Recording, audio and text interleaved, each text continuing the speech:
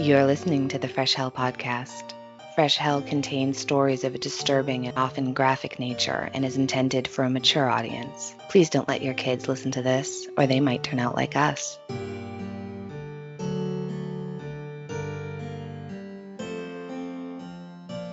Hi, welcome to Fresh Hell. I'm Annie near Salem, Massachusetts. I'm equidistant to Boston and Salem, but I think some people are disappointed that I don't have a Boston accent, so. And I'm Johanna in Austria, formerly of Vienna, but now I live in the countryside. We are a couple of 40-somethings, and we met online 2 years ago? Yeah, I was just thinking about this. So we've been doing the podcast for a year, and I think we'd known each other about a year before we started podcasting. So yeah, 2 years, but we've never met in person. We're doing this podcast for 1.5 years. Where does the time go? I'm not prepared. We started in March 2019. You're right. You're right. We've been doing this for a year and a half. Wow. But yeah, we've never met in person. Sometimes it feels like we never will. The plague days just keep going. It's fine. We're saving money. Yeah, we will someday. And today you have the second part of this North Atlantic serial killer? Yes, and this case has all of the warnings. Okay, so last week we learned about the brutal death of 16-year-old Minnie Fountie and her mother in St. Alexandre, Quebec. I hope I pronounced that correctly. Yep. And then 10 years later in 1874, about 35 miles south in St. Albans, Vermont, 20-year-old schoolteacher Marietta Ball was murdered, raped, and mutilated like Minnie had been. And there were suspects, but not enough evidence to convict anybody. Exactly. And so this is the second half of that story, and this takes place in Pembroke, New Hampshire, which was a small, thriving town in 1875 with a population of about 2,500. So Suncook, I think it's a village in Pembroke, part of it's in Allenstown and part of it's in Pembroke, and I'm not sure. It's just another area that's known as Suncook, as best as I can tell. And it's named for the Suncook River, which flows through the area before joining up with the Merrimack River. The Langmaids, James and Mary Ann, were married on the same day as my parents, March 27th, but 112 years earlier in 1856, when he was 23 and she was 17. They lived in Chichester, New Hampshire, and their first child, a girl they named Josephine, who they called Josie, was born in November of 1857, and her brother, Waldo, not long after in the summer of 1859. But the American Civil War was beginning, and New Hampshire would send 38,000 men and boys to fight against the Confederacy. James was away fighting when his 3-month-old daughter Ella died of diphtheria, and a few months later their 10-month-old son Clarence died in September of 1863. In January of 1864, when Josie and Waldo were around 5 and 6 or 7, their mother Mary Ann died, and she was only 25.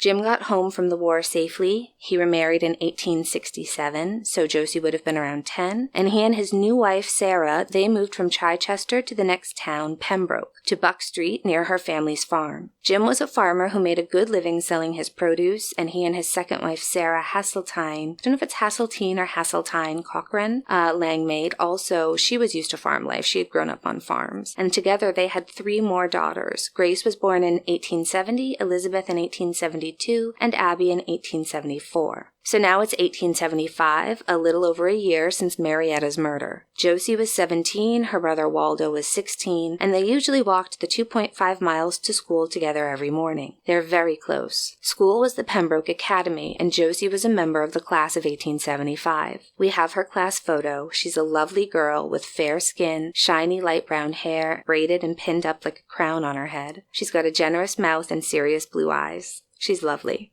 On October 4th, 1875, about a month shy of her 18th birthday, Josie was running late, and so her brother made his way towards school alone. Josie was supposed to be walking with a friend, a girl named Miss Fowler. We're not sure of her first name, but she was a friend of Josie's, and the Fowlers lived not far from the Langmaid farm. That morning, the Fowler girl didn't know that Josie was running late because, again, no phones, and so she'd assumed she'd missed her, and when a passing cart came by offering her a ride, she gladly accepted, thinking they'd catch up with Josie along the way. But when she got to school and found Josie hadn't shown up, she assumed she just stayed home that day, which is something I imagine may have happened from time to time. Well, especially at that time living on a working farm. But honestly, I'm amazed that at almost 18 she was still allowed to attend school. I think that would have been an extremely, extremely rare exception here in the late 19th century, especially on farms or in working class families? Yes. So the Langmaids, I think, they were farmers, but I think they were prosperous farmers. And they'd have maybe had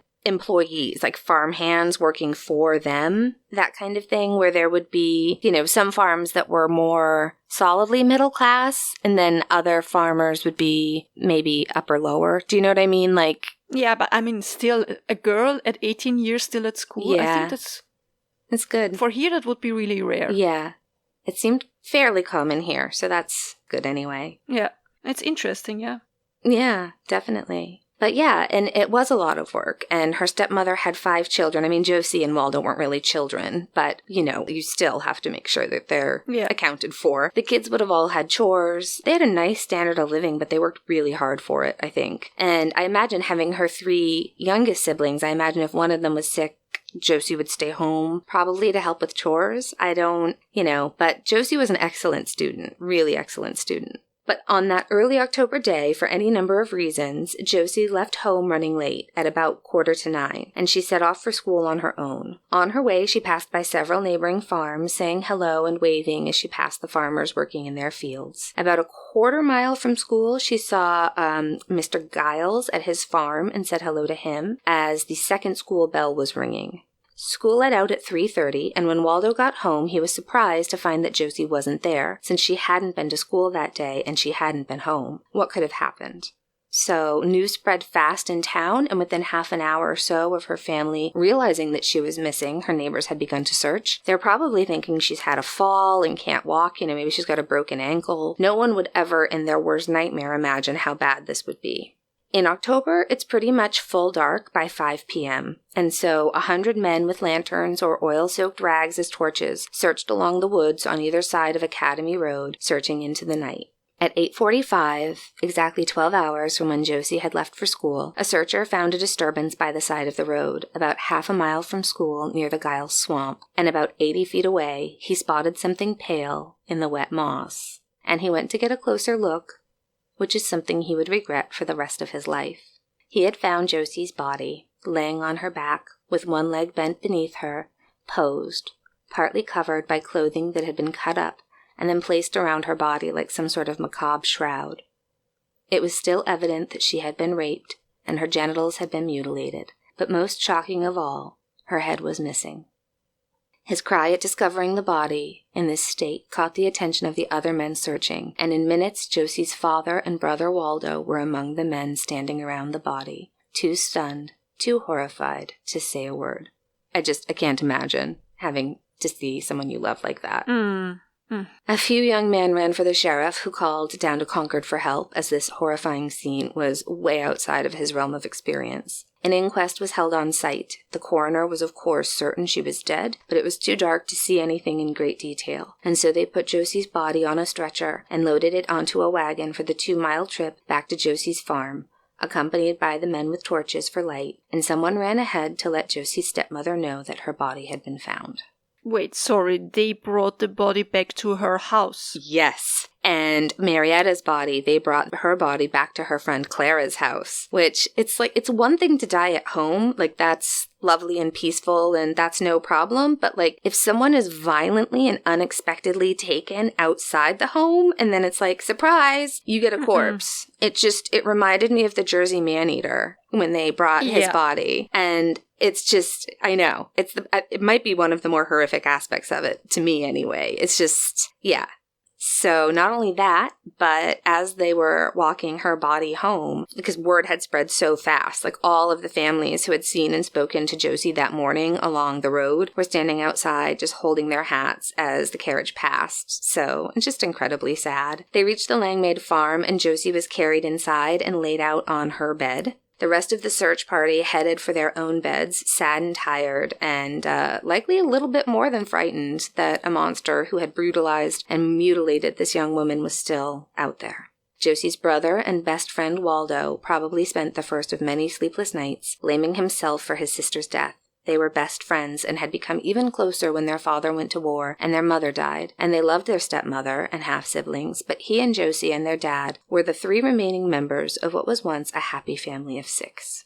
The next morning, the search team of 200 men is up early, walking the path to school and searching the woods on either side. They found a 3-foot-long club which had been broken, and it had blood on it, and they also found Josie's school books. At 11 a.m., a searcher noticed some blue waxed fabric on the ground near a tree. He gets closer to investigate and sees it's Josie's cape. When he unwraps the cape, he finds Josie's head. Josie's post-mortem took place with the 3 doctors, including Dr. Phillips, who had been there when her mutilated body was discovered. She was 17 years, 10 months, and 27 days old. She was 5 foot 4 inches and 110 pounds, with blue eyes and light brown hair. Same as Marietta. Her head was severed from her body between the first and second vertebrae with a sharp instrument like a knife or possibly a straight razor. The lack of blood in the body indicated that Josie was alive when she was decapitated. She had been raped and her vagina had been cut off, presumably after death.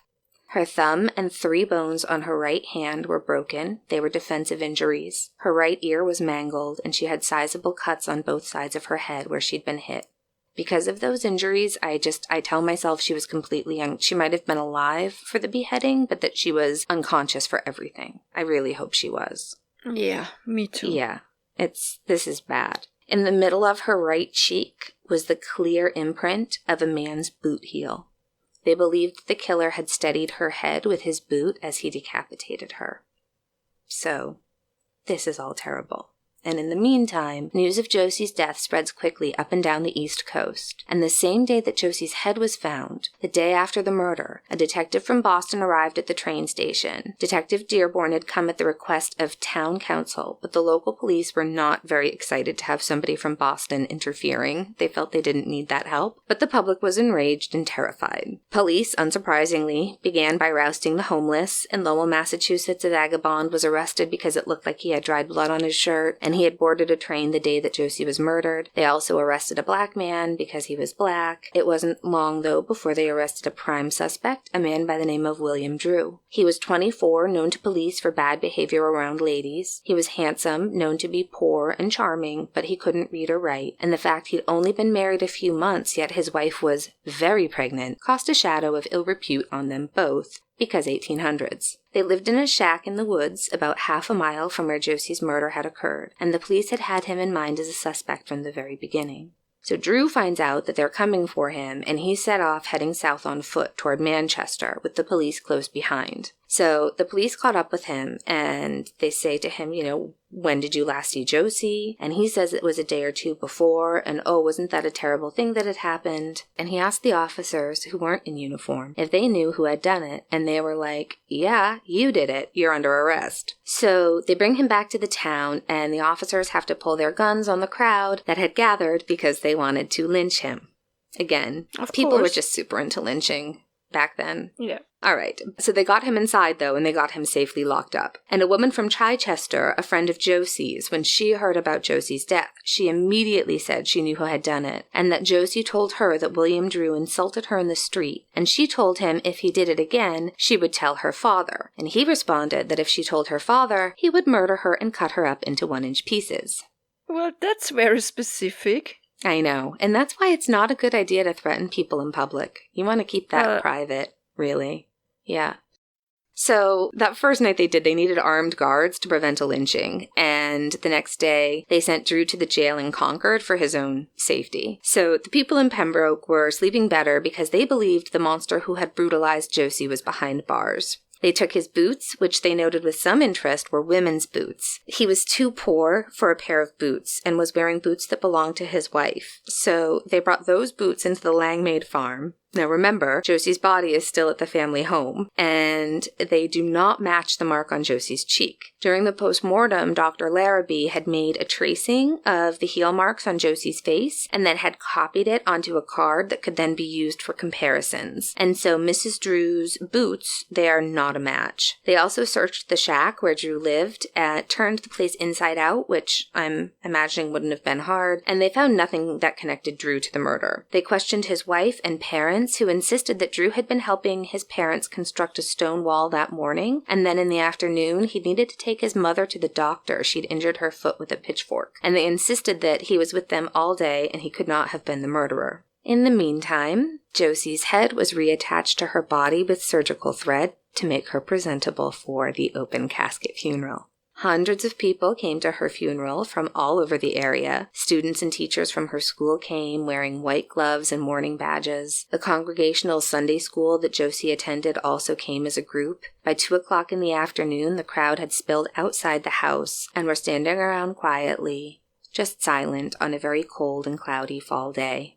The papers reported that over 1,000 people attended her funeral. The ladies were invited in for the viewing first. Josie lay with her hair in long waves around her face. Most of her injuries were hidden, except for that boot print on her cheek. She wore a garland of flowers around her neck to hide where her head had been reattached to her body. She looked like she was sleeping. James had buried his first wife and now 3 of his children. Losing a loved one is always terrible, but I just imagine losing someone in such a horrific and intentional way must be the worst. Yeah, I can't even begin to imagine. No, it's just awful. So in the late afternoon, the hearse would carry Josie's casket, followed by the women and children of the town, to the cemetery where she would be laid to rest with her beloved mother. On her stone, it says she was aged 17 years, 10 months, and 27 days. I think this must have been something that really stayed with her father, to have all of that carved on a stone.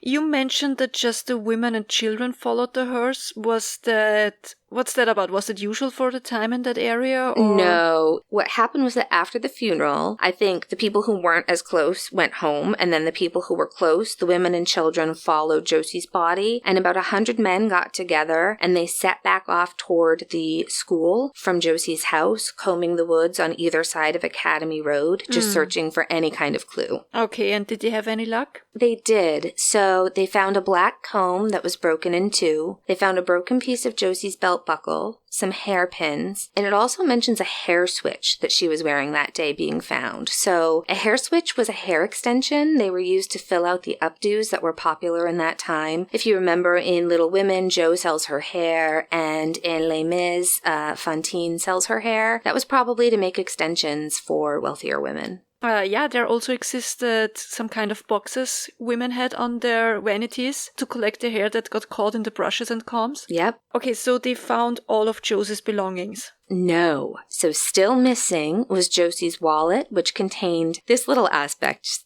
It just makes her so much more, real as a person. So her wallet had a fake greenback that she had cut out of a magazine and put into her wallet, pretending as a joke, that she had money. Because before the Civil War, American currency was gold or silver coins, and the Civil War brought greenback paper money. And so you can totally imagine that, can't you? Just cutting it out of a magazine and putting it in your wallet. Yeah. It's really cute. Right. One of her earrings was missing, and she was also missing a ring. Depending on what source you read, it was made either of black rubber. I think it was a gold and black enamel ring. Sounds more likely, but it just depends on which source you read. About the same time as Josie's funeral, police arrested a second man. His last name was Moody, and he was arrested as an accessory to the murder. He was a friend of Drew's, and they also arrested Mr. Moore, who some people say, again, it was just a black man arrested for being a black man in town. It's awful. Mr. Moore was cleared with an alibi, and Drew's friend Moody, he'd been questioned extensively and then released. Another vagabond was arrested in a neighboring town, making the total 3, all of whom were eventually cleared, often by railroad employees as they traveled from town to town and were seen by trained personnel. And these men are usually described as lazy drunks who are unwilling to work, but in reality they were probably a lot of Civil War veterans with very serious PTSD who were self-medicating with whatever they could and just doing their best to get by. I think of how often,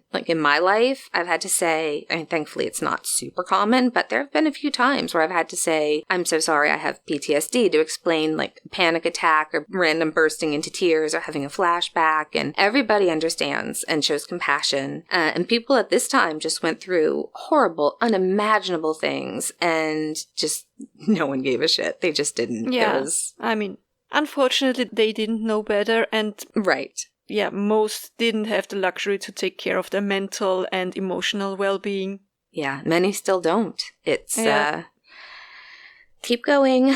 Okay. So on Friday, October 8th, the Suncook Selectmen, they received a telegram. It had been sent by the selectmen in St. Albans, Vermont. They had read in the newspaper about the murder of Josie Langmaid, and they thought it sounded shockingly similar to a case that had taken place in their town. And this is, of course, the murder of Marietta Ball. They had a suspect, a man who went by the name of Joseph LaPage, or LaPage, or Page, and they believed he was responsible for Marietta's death. But they just couldn't find enough evidence to convict him, and so he left town and headed south. They believed that Joseph had ended up in Suncook, New Hampshire, and he had. So now the police had two primary suspects, Drew and LaPage. A hearing took place to look at the evidence against Drew, but there were problems, one being that it seemed that the friend claiming that Josie told her that Drew threatened her, she was lying. Okay, this is a problem. Yep, and moreover, the heel marks on Josie's face, remember, they did not match up with his wife's boots. The only boots he had, otherwise, he had a pair of, rubber galoshes or wellies that he'd wear with thick socks because they had holes in them. And so that's why when he was, on the run, he grabbed his pregnant wife's boots. And the nail marks on the heels didn't match. That was the thing I think that they were looking up, right? Because back in the day, if you flipped a boot over, you would see that, well, you still do with some boots, but you'd see all the nail marks. And they were very, almost like a fingerprint. Yeah, they were handmade, so exactly. All of them were kind of unique, no? Yeah, exactly. Yeah, but they didn't find anything of Josie's at Drew's place. There was no blood evidence. And the doctor he had taken her mother to see when she hurt her foot with that pitchfork, he testified that Drew was with his mother all afternoon at his office and therefore couldn't have killed Josie. So once they knew that Drew couldn't have done it, the authorities from Boston and New Hampshire, they were working together at this point. There was some friction in the beginning, but it's just like a action movie today. They had a come to Jesus moment. We're working together.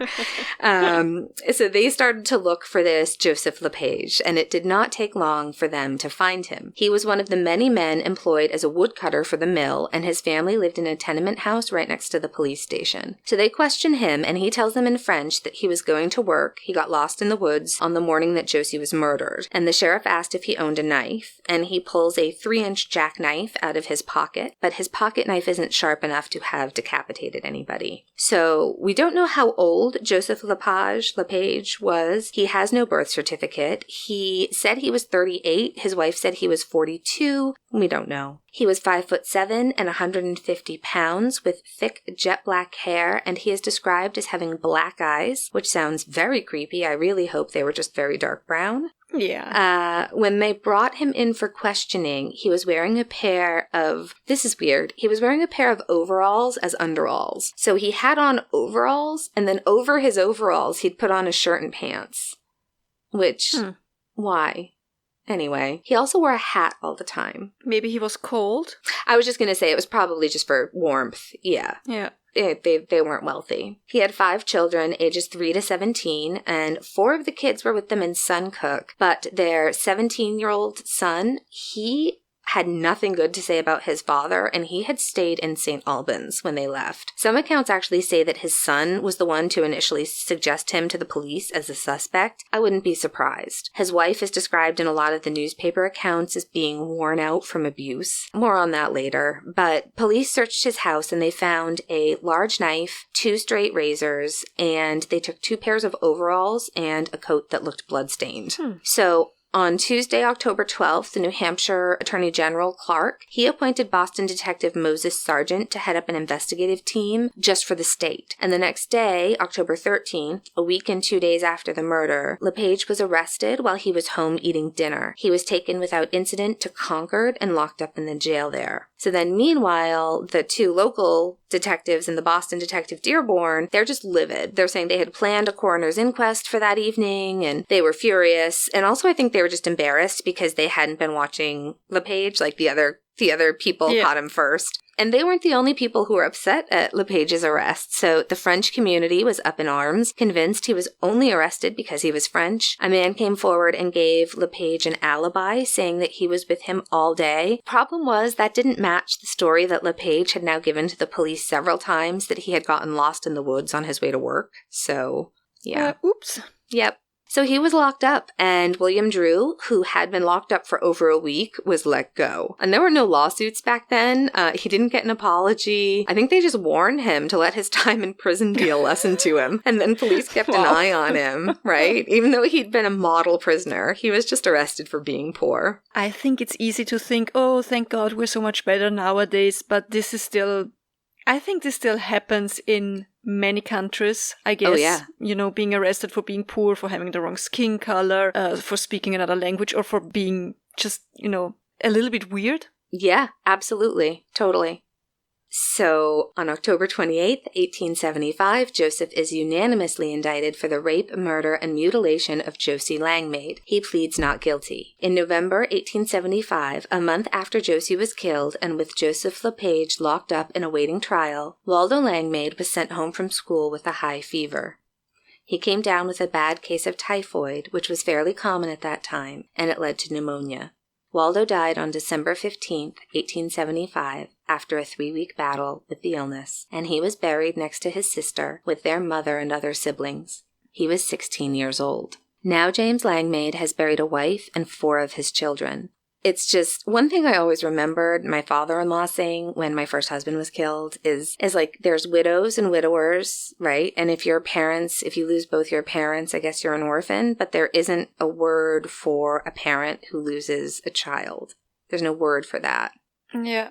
Yeah, and he lost 4. And sadly, that's common enough at that time. Oh, yeah. And I've run into it a few times. It's funny, quick sidebar, doing, when I ancestry research and you look back at the 1700s and the 1800s, and more than once I found, an ancestor who lost his entire family to the flu or typhoid or whatever it is, and they start over again. So it was common enough, but still, it's heartbreaking. And then they also used to name...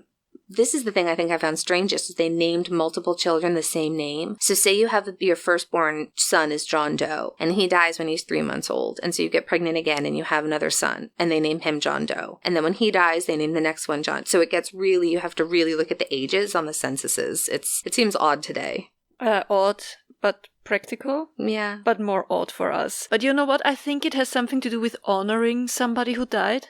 Yeah, I think so too. Yeah.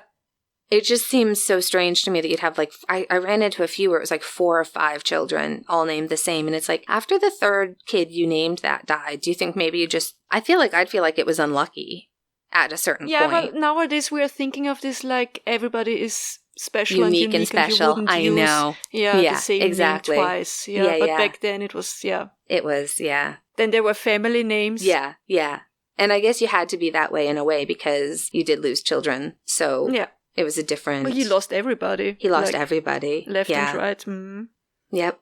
So LaPage's trial was set for the 2nd Tuesday in January, 1876. He is a state-appointed attorney, and while he's in jail waiting for his trial, unlike Drew, he was not a model prisoner. So he broke off a piece of his bed and used it to try to dig through the cell wall. A week later, they took another metal braille off of him. I think he was he'd sharpened one end of it into a sharp point by rubbing it on the stone floor of his cell, and I think he was hiding it under his shirt. He was holding the non-stabby bit with his armpit, just walking around all casual. But after that second escape attempt was thwarted, they were like, you know what? No bed for you. Because that's where he kept getting these metal pieces. So they took his bed away and left a mattress on the floor. And then a week later, he tried to borrow some matches from the guards, who, fortunately, they knew him and they didn't just assume he wanted to smoke a cigarette or something. So they searched his cell and they found he'd ripped stuffing out of his mattress and stuffed it into the air vent and was planning on lighting a fire. This fucking guy, right?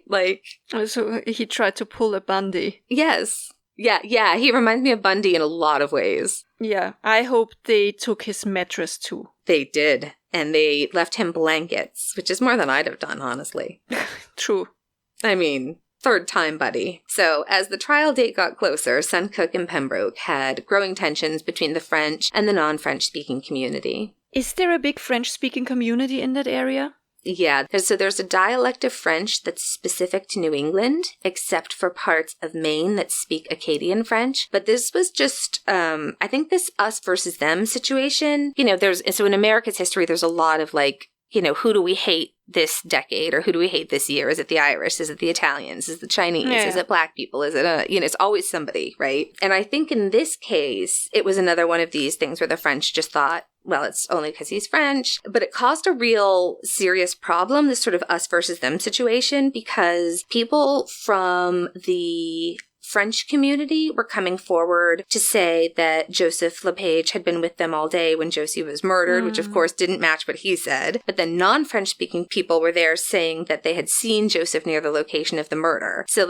all of a sudden people were coming out of the woodwork on both sides with false claims about what he had been doing to suit their own wishes for the outcome. So on Monday, January 4th, 1876, LaPage was escorted to the Concord City Hall, where a makeshift courtroom had been set up for the trial. They showed the jury Josie's cut-up and blood-soaked clothing. The doctors testified about the post-mortem exam, and you remember how they'd taken Drew's boots to compare them to the tracing of the heel mark on Josie's face? Yeah, and they didn't match, and he'd been wearing his wife's boots. Exactly. Well, they had taken LaPage's boots as well, and they'd compared them to the heel print they had, and Joseph's boot was a match, an exact match, and it just got more damning from that point. Several witnesses testified that they'd seen Josie on her way to school that morning. A few people testified they'd seen LaPage in the area as well. A schoolmate of Josie's said she had seen him near the school around 8:45, and she thought he had an axe. Another couple testified they'd seen him on Academy Road the Saturday before the murder, and that they'd seen him walking along with a club behind his back. The worst testimony came from an unexpected source. Julianne Rouse, his sister's wife, had come from Canada to testify against him. This is bad. She testified that the reason that the family had moved to St. Albans was that he was fleeing Canada after attacking her. In June of 1871, she was on her way to a pasture to tend to some cows when a man wearing a crude mask stopped her, surprising her holding a massive pine tree root, and he chased her down. She pulled the mask off and was horrified to see it was her brother-in-law. He shoved her down, choked her, and rubbed sand in her eyes and mouth. He raped her, and thinking he had strangled her to death, left her for dead. 2 hours later, she came to and was able to make her way home, bruised around her neck, but alive. Wow. Yeah. That's bad. It's yeah. bad. All of this is so bad. It's awful. So was the mask similar to the mask they found, the one made of carpet at the scene of Marietta's murder from last episode? Very. And that murder happened in the next town where Joseph had moved after Julianne's rape. So, he raped his sister-in-law and then escaped from authorities and moved to the town where Marietta was murdered. And then after Marietta's murder, he moved to the town where Josie was murdered. So, yeah. Joseph's lawyer was enraged at this testimony, though, and he argued that you couldn't bring up a totally unrelated crime in another country, 14 years before. But the two judges presiding over the trial allowed the testimony, which makes sense to me because it was testimony about a rape and attempted murder. Yeah. Yeah, it seems to me like that's very relevant to the case. LaPage was found guilty of first-degree murder, and his attorney appealed the verdict on the grounds that the testimony of his sister-in-law was not relevant to the crime for which LaPage was being tried. The New Hampshire Supreme Court agreed, and the verdict was thrown out.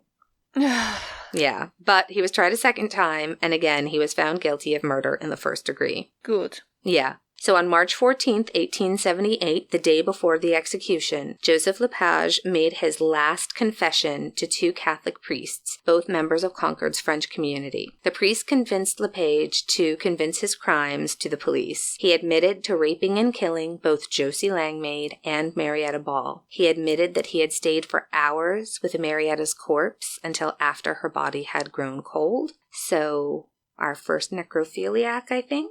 Very Ted Bundy. And then on a map, he traced the route he had taken to the site of Josie Langmaid's murder. He also drew a hand-drawn map, which we have a copy of, we can show you, of where he had killed Marietta. And he also said that Sleeping Lucy's predictions had absolutely terrified him because they were all correct. And that's why he fled to New Hampshire, where he ended up killing Josie. According to his confession, he had not followed Academy Road, but had taken a shortcut across a few different properties. So those who had testified to seeing him there were either mistaken or lying. LaPage then pointed on a map where he had hidden some of Josie's possessions, like that ring that was missing, and they were found where he had indicated. They dug them up and they were there. So that proved conclusively that LaPage was her killer. Yeah. It would also come out that between these murders, LaPage had raped and beaten a cousin, had committed arson, and some other really seriously troubling offenses. His wife testified that she suffered horribly with every manner of abuse, and that Joseph had tried to deflower his own daughters, but she had intervened. She said some of his clothes had been very bloodied. She says she and her children were terrified for their lives. Oh my God. These poor people. Yeah. What an absolute piece of trash of human being. Right?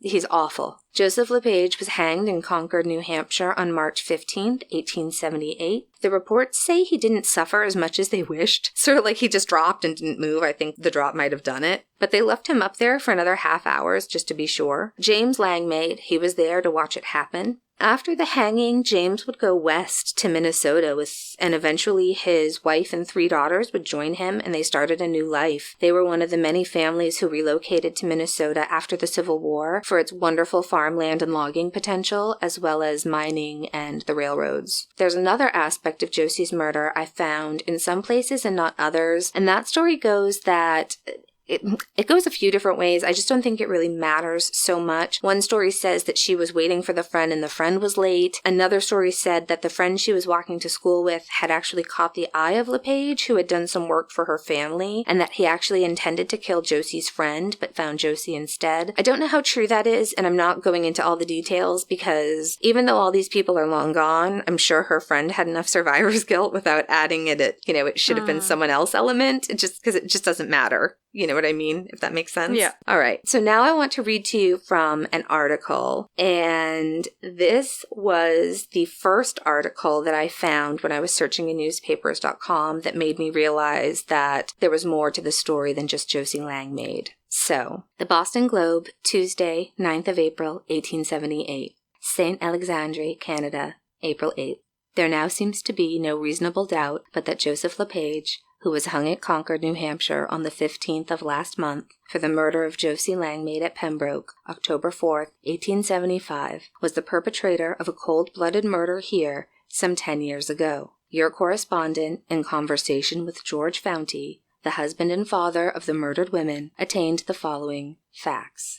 October 12th, 1867, Mrs. Fountie and her daughter Minnie, a girl of 16, started from their home to go to the village, a distance of about 2.5 miles. They stopped at the village about 2 or 3 hours, doing some trading at the stores, and then called on a lady friend, where they stopped to supper, and started for home about 6:30 o'clock in the evening. They did not arrive at home that night, and in the morning, with the first dawn of day, the anxious husband and father began searching for them, assisted by the entire community. After a long, diligent, tedious search, their mutilated bodies were found under a brush pile, some 25 or 30 rods from the main road, in a pasture nearby. The daughter had been outraged and her body cut up very much like that of the Langmaid girl, with the exception of the head not being severed from the body. A man by the name of Horace St. Martin, usually considered a worthless scamp, was arrested for the murder, but there's no sufficient proof could be obtained. He was released. As it appeared, he was not in the vicinity at the time of the tragedy. Subsequent investigation has shown that LaPage is doubtless the guilty, as he was in the village at the time.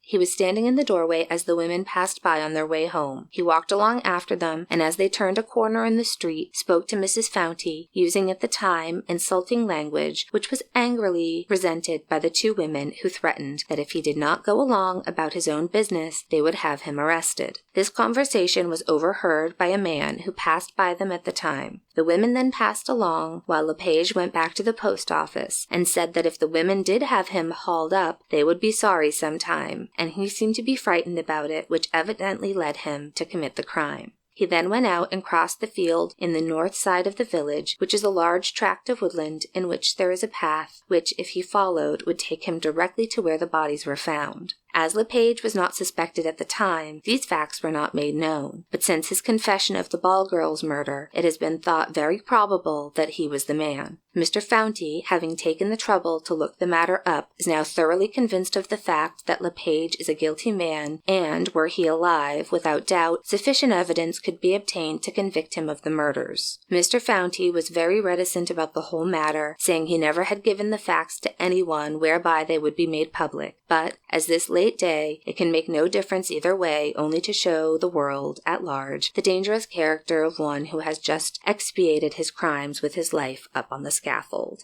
End quote. Sorry, we're back again. I had to take a quick break there, just in case the sound is different at all. I don't know if it's going to be, but just FYI. All right.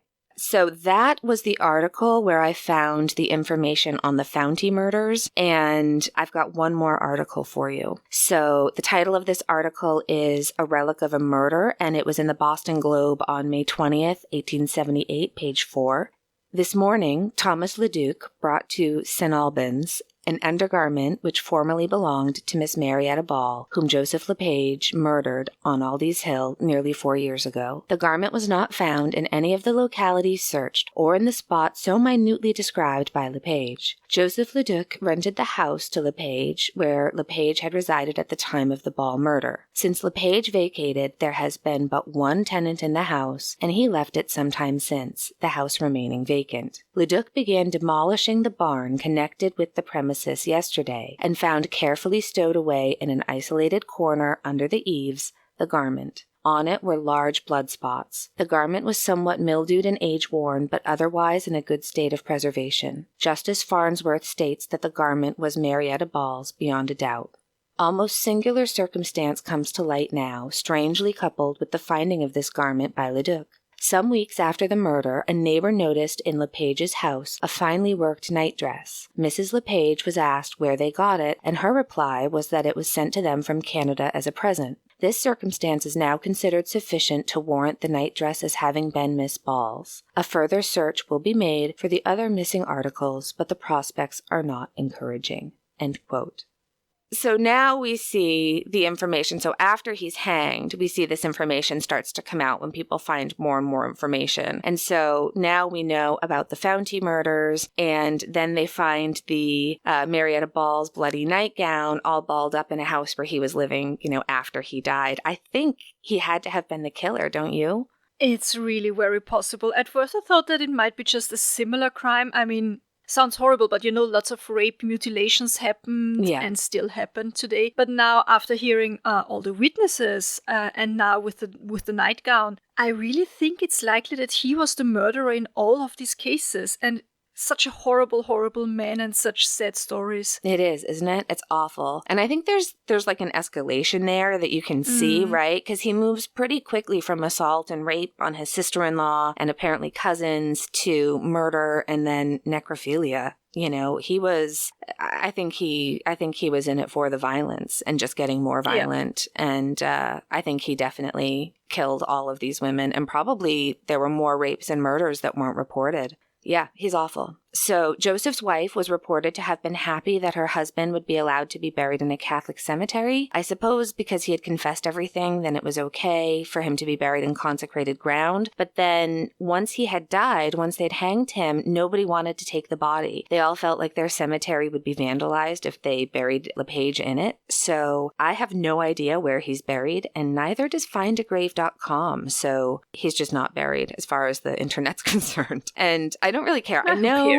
Yeah, exactly, right? I know we often talk about, not that we have an understanding of what the killers we discuss do, but we often have compassion for the killers in our story, right? Because they're suffering an untreated mental illness or there are other circumstances, but not with this guy. As far as I can tell, he came from a fine family, French farmers. He was first-generation Canadian. But even if he suffered the most horrendous, brutal upbringing, right? Like, he knew what he was doing. He knew, he planned it. He was vicious and sadistic, and he's often referred to as the French monster, but again, not actually French. It's like the Spanish flu wasn't Spanish. It's just a xenophobic move to nationalize a bad thing to make other people feel better. And yeah, I really always try to refrain from calling a murder a monster. Yes. I know we are inclined to call such horrendous and terrible acts monstrous, but the sad fact is that even these abominations are human. Yeah. So he was a real human monster. Yeah.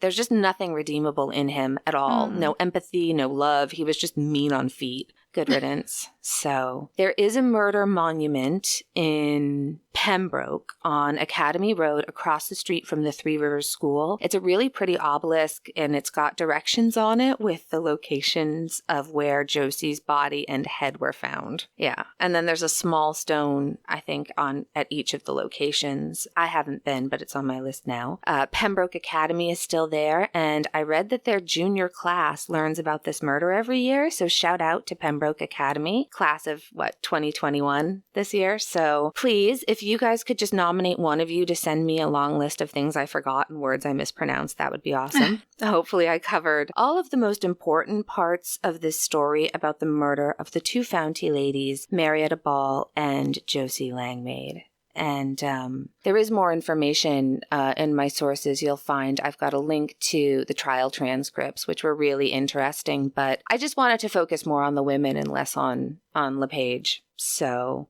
yeah. How are Jam and Leela? Do I hear Jam? Yep, they're both barking outside in the garden. Hi, babies. So they're fine.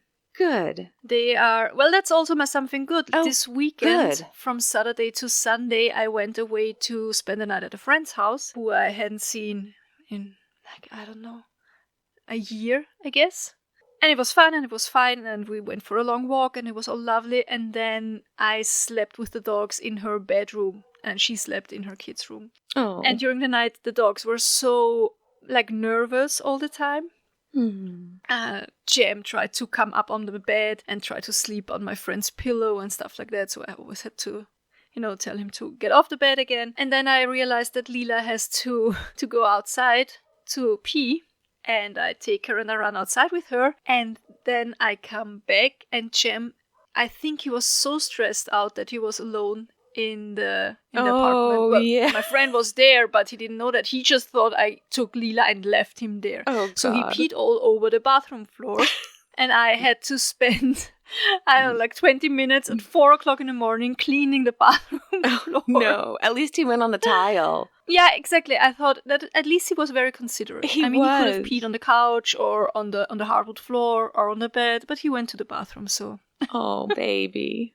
Yeah, it's funny because I have different sets of sheets for things. So I have, for my guest rooms, I have sheets that I use for kids and dogs. And then the nice ones where nobody's eating or drinking anything. And yeah, your dog can sleep on my pillows. It's fine.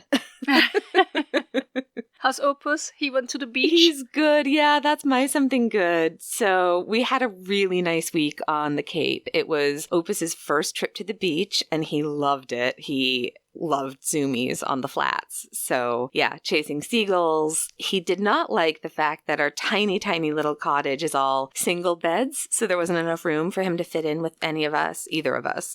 But he loved it. And we took him to Provincetown. I had forgotten that the Governor Bradford serves breakfast all day, almost all day. And I love going out for breakfast. I've really, really been missing it since quarantine and everything started. But they have an outdoor patio and it's dog friendly and the tables were really far apart and it was amazing. I'm glad you had a lovely week. Yeah. At least you didn't have to clean pee off the bathroom floor. I didn't. I didn't have to clean any pee off the floor. Yeah. Oh, and also, friends, did you see that Schitt's Creek won all the Emmy Awards for their final season? I was so excited. So happy for them.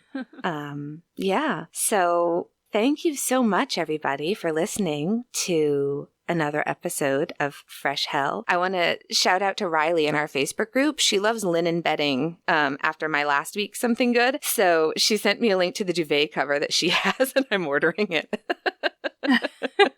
Oh, by the way, my quilt is almost done. I just need to finish the binding. Well, I just have to do the binding. The binding's hard. Yeah, thank you. You're welcome. It looks really good. It's beautiful. I love the colors you chose. Yeah. Whose turn is it to beg for reviews? Yours. Please, please, please, please, please. if you can, please do leave a review. We really appreciate it, and it helps other people find us. Something else that helps other people find us is if you tell them about it. Yes. Or force them to listen to it. You know, do you carpool? Turn on what's the worst one we have? This one probably. Carl Denke. Yeah. It's a good way for people to not ask you for rides anymore. Just turn on the murder. But yeah, tell your friends. Tell them about our Facebook group, which is just the only place I really want to be on Facebook right now. It's just such a great group of people. So just funny, and yeah, please come join us. Yes, and you can find all the ways to find us, contact us on our webpage, which is www.freshshellpodcast.com. We will be working this week on our Patreon, so you're going to be the first to know when it's set up. Thanks to all of you who kept asking us about it, that we should do a Patreon. Yeah, that's really flattering. Yes. Yeah. I feel careful what you wish for, guys. You're going to... It's not gonna be, I think we mentioned it before, it's not gonna be true crime related. We really don't want to put that behind a paywall. No, that's right. We'll come up with something. It's just gonna be us rambling. That's right. All right. So until next week, friends, if you're going through hell, keep going. Tschüss. Bye. And here is The Suncook Town Tragedy by Mabel Wilson Tatro. Come all young people, now draw near. Attend a while, and you shall hear how a young person of renown was murdered in fair Suncook town.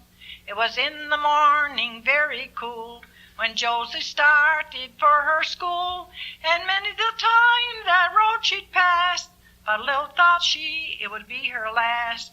It was at the foot of Pembroke Street, LaPage lay ambushed with a stick. Long time ago his plans were laid to take the life of this fair maid. The mother watched with eager care, hoping her daughter would appear. But when the shades of night drew near, her darling child did not appear.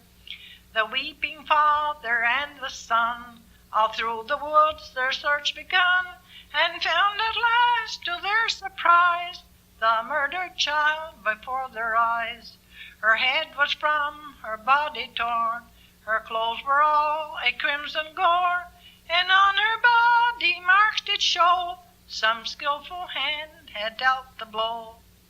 This monster now so deep in crime, he thought the people's eyes to blind, but found at last, to his mistake, they had him fast behind the grate. It was a conquered, he was tried, until the last his crime denied. But he was found too guilty be, and the judge did say, death is your plea. And now, LaPage, your work is done, and you, like F.U.'s, must be hung. For we must all examples make, till crime shall cease in the granite state.